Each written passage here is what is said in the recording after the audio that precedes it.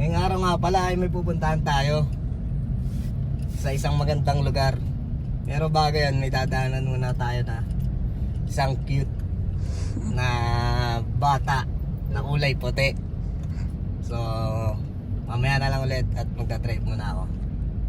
Yun yung susunduin mo, yung uwi ulit. Ito yung susunod doon namin. Kaso iuwi na lang ulit namin, sobrang kulit. Babaliw ako. Ay! Lukas! Sobrang kulit tayo. Oh, sobrang kulit. Parang pang, no? Ganyan na ganyan siya nung nakamotor tayo. Kasi ako ako malalaglag na siya, walang pakialam. Oo, yan na malapit na no. Lukas, baba! Dito lang ako dito. Baba, Lukas! Ano? Baba!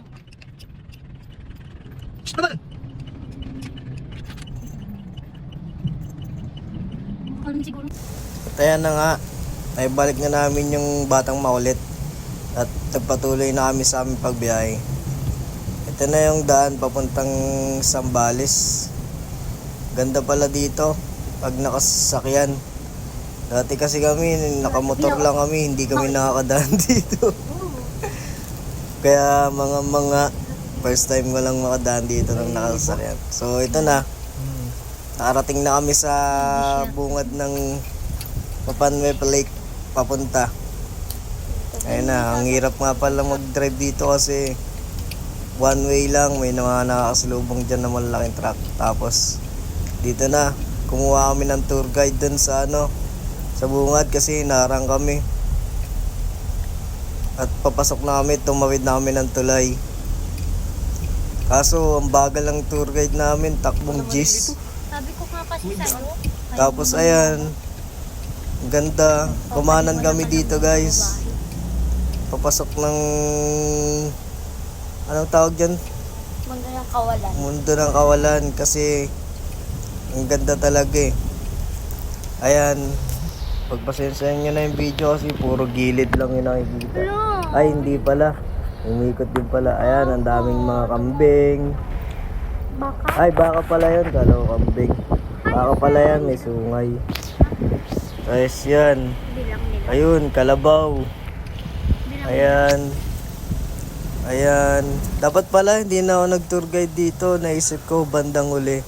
Kasi hindi naman pala nakakalito. Ito, tatawid kami. Akala ko malalim kaya nag-manual lang ako ng gear dyan.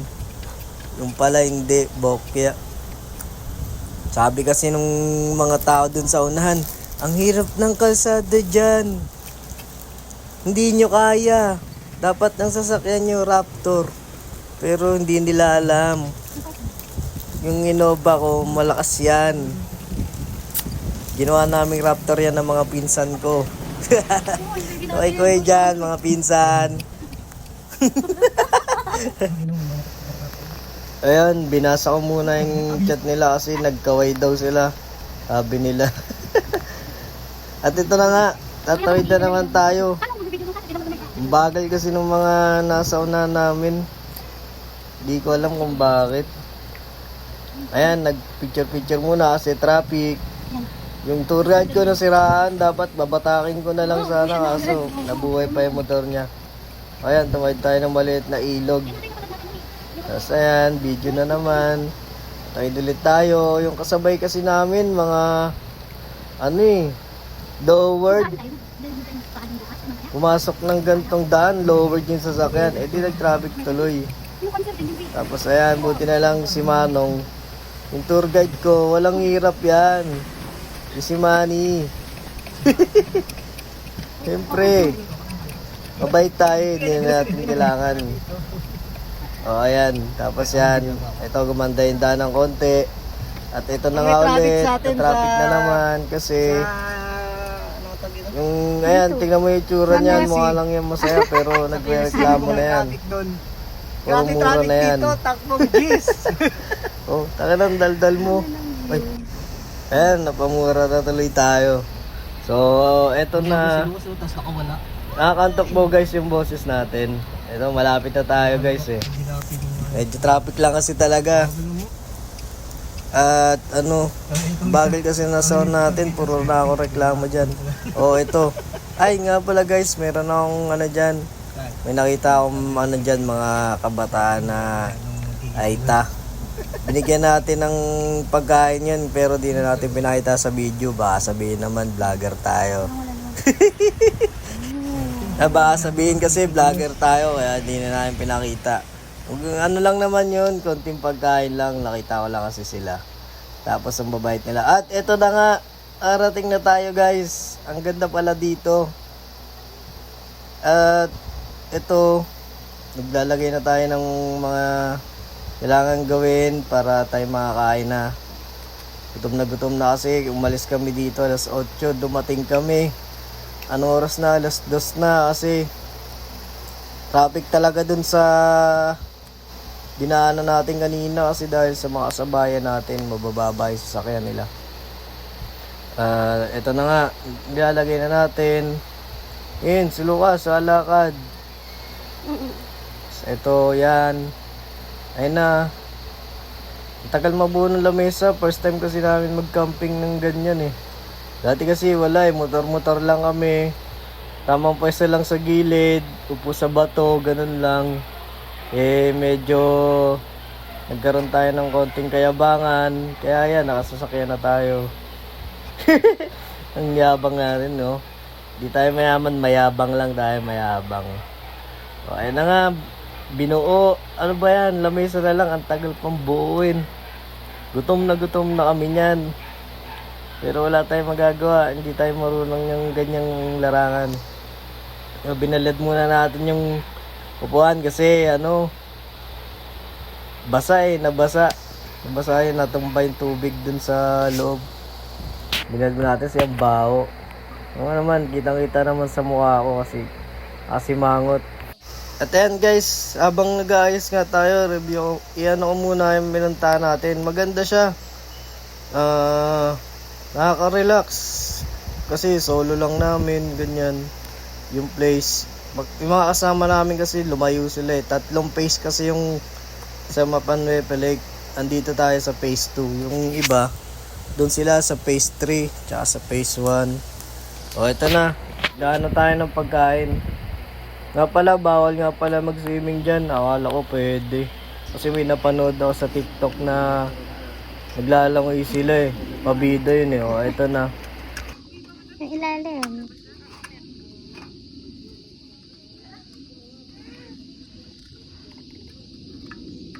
Sama dito? Pantay ba? Higit na.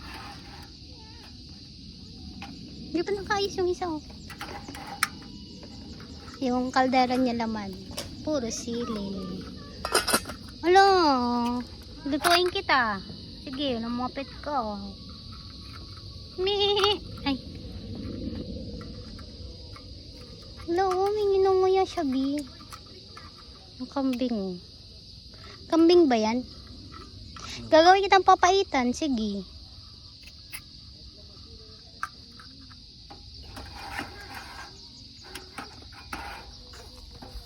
Isasaing na siya. Ano siya saing mo, Bi? Bigas lang, wala tayong mga ulam eh. Wala naman mawala dun, di ba? Uy! Ano maya nga kasi. Wala tayo. Ayan, DIY siya.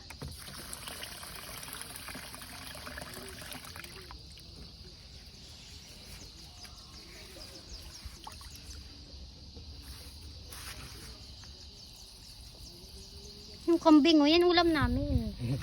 Buntis? Hindi. Ba't laki dyan? Pinapalakad ko muna yung ulam namin ay no. Mamaya yan. Kalderetang kambing.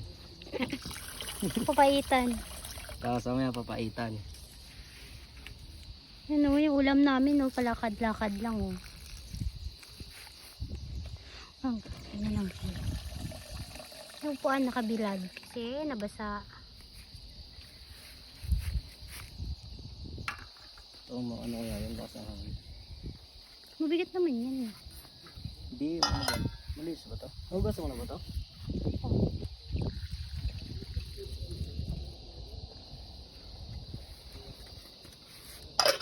Yung basura.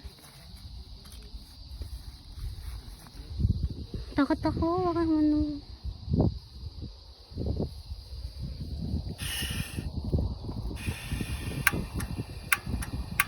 Lakas hangin, Bi.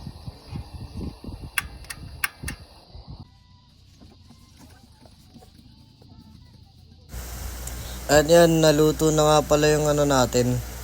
Pagkain, ito kakain na kami. Bali, tuloy ko lang yung kwento ko about dito sa Mapan, Nueva Lake. Ano, hindi sa safe pag kayo lang. Nakakatakot, lalo na pag mag-overnight kayo. Pero pag umaga pa, pwede. Sobrang ganda. Kaso nga lang, meron lang talagang nakadismaya dyan sa lugar. Lalo na pag solo kayo. Basta malalaman niyo yan pag pumunta kayo. Kaya, ano, wag niyo nang balakin na mag-overnight kapag dalawa lang kayo. Mas okay kung madami kayo or family, ganun, o magkakaibigan. Basta madami, mas okay yun. Kaya na nga, kumakain na kami yan o kakain pa lang, hindi ko na matandaan. Ay, kakain pa lang kasi nabot pa lang. Nagsando na ako dyan kasi ang init. Ang init dyan, guys. Sobrang araw. Labot na kami ng ulan, Ito na nga. Yan. Awit guys. Alis na tayo, lakas ng ulan. Layo pa naman ang pinanggalingan namin. Awit, mahal pa naman ang bayad. Guys, lahat na to, lakas ng ulan. Dito kami sa loob ng sakyan. Ay, pwede naman. Kasi sobrang lakas ng ulan. Wala na kayong masilukan. Meron naman kaso may mga nakasilong kakadating lang din nila. Abutan na sila ng malakas na ulan. Nakamotor. At maya nag-decide na kami niyang sobrang lakas. Lakas ng ulan. Ito na nga lang, decide na kami na umuwi. Yun nga yung Umalis na lang. tinatanong ko sa'yo eh. Sobrang lakas ng ulan. At baka tumaas pa yung ilog. Ilang ilog din yung tatawirin namin. Dip mo. No. Baka lalo kami hindi makauwi. Grabe Kaya, guys. ayan guys. Tinan mo yung ulan. Ano na tayo dyan, seatbelt tayo kasi baka may manguhuli dyan ng traffic enforcer eh. Ano, doon kaya muna tayo. Ayan, sobrang lakas ng ulan, wala talaga. Parang binabag din na kami dyan. Oh. Wala kami makita, zero Takbogis na ako dyan, tawa ka pa. Tapos ayan, hindi ko na alam kung makakalabas pa kami Wala dyan pa yung tour guide. sa lugar na yan kasi nawala yung tour guide namin dyan eh. At ayan na nga, Nakalabas ng bride! Sobrang lakas ng ulan kanina, wala akong makita. Walang yan.